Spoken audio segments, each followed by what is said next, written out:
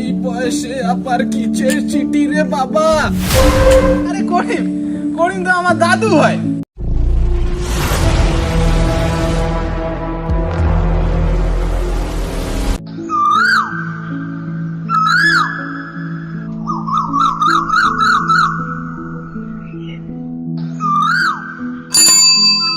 কালীচরণ বাড়িতে আছে? কালীচরণ, কে?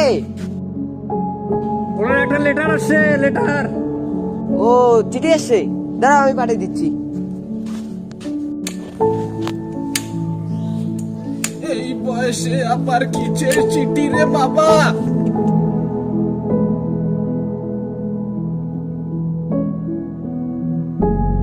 কাকা, কখন থেকে খুঁজতেছি, তোমার একটা লেটার আসছে।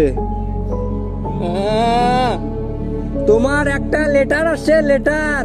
তোমার নাম কি কালীচরণ? আমার নাম কালীচরণ। হ্যাঁ। বয়সে আবার কিসের লেটার রে বাবা? আপনি কি 2010-এ মাদ্রাসা বোর্ডের গ্রুপ ডির পরীক্ষার অ্যাপ্লাই করেছেন? অ্যাপ্লাই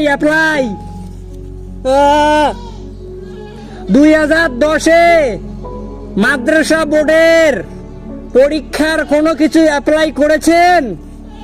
বাবা, এই বয়সে আমি যে কখন কি খাই আমি সেটাই বলতে পারি না। তাহলে কিভাবে 14 বছরের কথা আমি এখন বলতে পারবো বাবা? যাই হোক, আমি আপনাকে লেটারটা দিয়ে যাচ্ছি। আপনি এক্সাম দিতে যাবেন। আপনার পোস্টিং পড়ছে জলপাইগুড়িতে। আপনার পরীক্ষার পোস্টিং পড়ছে জলপাইগুড়িতে পরীক্ষা দিতে যাবেন। তুই একদিন পরে আমার পোস্টিং উপরে হয়ে যাচ্ছে, আমি এই পোস্টিং নিয়ে কি করব রে বাবা? ঠিক আছে, আপনি যান, আমি আসি।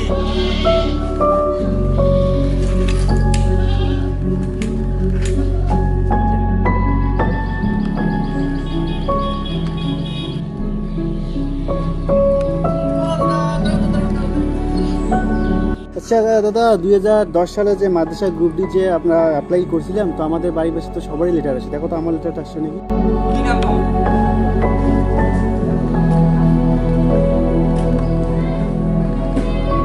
হ্যাঁ, অনেক কজনের দিলাম আমি এই গ্রামে। দেখো তো আমারটা।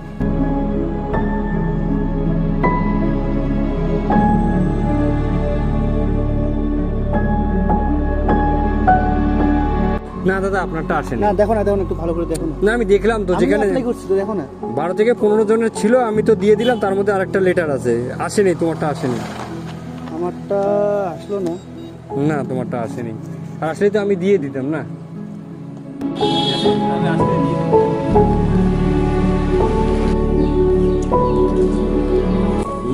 বুঝতে তো পারছি এটা একদম পুরো রাজনৈতিক ষড়যন্ত্র দিয়ে ঘেরা।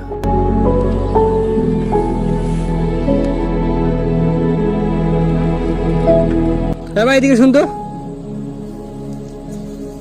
বললাম এদিকে আব্দুল কাদেরের বাড়ি কোনটা ভাই?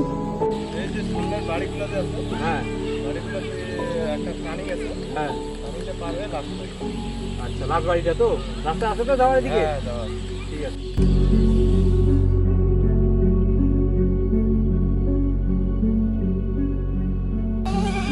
আব্দুল কাদের বাড়িতে আছে? আচ্ছা দাদা, কি আসছে? আচ্ছা, বললাম আপনি কি 2010-এ কোনো মাদ্রাসা বোর্ডের গ্রুপ ডি কোনো চাকরি ফর্ম অ্যাপ্লাই করেছেন? একটা লেটার আসছে। এই কল লেটারটা যদি 10 বছর আগে আসতো দাদা, তাহলে আমি পরীক্ষাটা দিতে পারতাম। এখন আমি কিভাবে পরীক্ষাটা দিব? আপনি তো দেখতেই পাচ্ছেন আমার অবস্থা।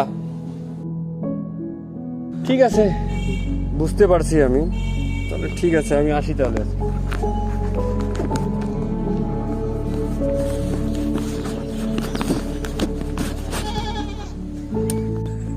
আমি কিছুই বুঝতে পারতেছি না এই ব্যাপারগুলো নিয়ে, এই লেটারগুলো নিয়ে যারে বারে যাচ্ছি। কারো এক্সপায়ার ডেট, কারো 1 বছর আছে, আবার কেউ পঙ্গু, আবার যার বয়স আছে চাকরি করার তার আবার লেটার আসে নাই। আমি কিছুই বুঝতে পারতেছি না এখানে কি। এখানে মনে হয় পলিটিক্স কিছু করছে। আর 14 বছর পর কল লেটার, আমার আমাদের পশ্চিমবঙ্গ সরকারের এই অবস্থা, তো এরকম তো হবেই। ভাই তোকে ডাকলাম আমি যে কারণে, আমরা যে 2010-এ যে মাদ্রাসা গ্রুপ ডির অ্যাপ্লাইটা করেছিলাম, সেটা কি তোর কল লেটার আসছে? না তো, আমার তো আসে নাই, কিন্তু আমাদের বাড়ির পাশে কয়েকজনে আসছে, কিন্তু ওগুলো আসা না আসা সমান, বয়স অনেক হয়ে গেছে, প্রায় 50-60 হয়ে গেছে। তাহলে এখানে মনে হয় কোনো রাজনৈতিক চাল আছে, ওইটাই মনে হচ্ছে। কারণ আমাদের বয়স এখনো আছে মোটামুটি 8-10 বছর করে আমরা ঘুরতে পারবো, কিন্তু আমাদের আসলো না। কিন্তু যাদের মোটামুটি 60 পার হয়ে গেছে, তারা করতে পারবে না, তাদের লেটার আসছে। এটা কিরকম করে হয়? এটার তো কোনো মানে হয় না। তার মানে এখানে রাজনৈতিক হয়তো কোনো ষড়যন্ত্র বা চাল আছে সরকারের। হতেও পারে ওইটা রাজনৈতিক চাল। এখন আর কি করব, আমাদেরও বয়সটা অনেক হয়ে গেছে, আর চাকরি বাকরি করে কি করব।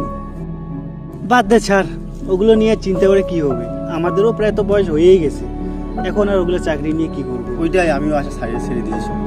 ঠিক আছে চল বাড়িতে চল, চা খেয়েছি।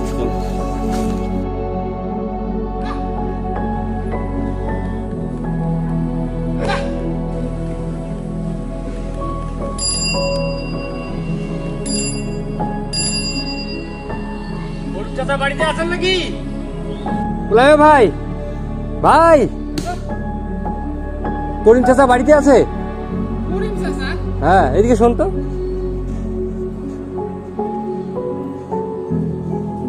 কি আছে ওনার?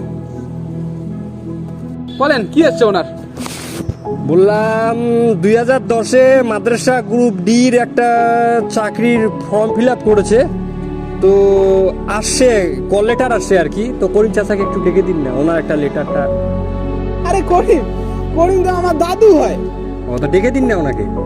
আরে ওনার মারা যাওয়ার আজকে প্রায় 10 বছর হয়ে গেল, তাহলে কিভাবে ওনাকে ডেকে দেবো? আর এখন এটা লেটারটা আসলো, আরে এই লেটারটা নিয়ে আমি কি করব? এটা বরং আপনি নিয়েই যান। খুবই দুঃখিত আমি, লোকটা যেহেতু এই পৃথিবীতে নেই, কি করবেন? আফসোস লাগতেছে। ঠিক আছে, ঠিক আছে, আসেন। ঠিক আছে। অন্যান্য দেশরা যেমন দিনে দিনে উন্নতির দিকে এগিয়ে যাচ্ছে, কিন্তু আমাদের পশ্চিমবাংলা দিনে দিনে অবনতির দিকে এগিয়ে যাচ্ছে। এটাই হলো আমাদের পশ্চিমবাংলার কর্মসংস্থান।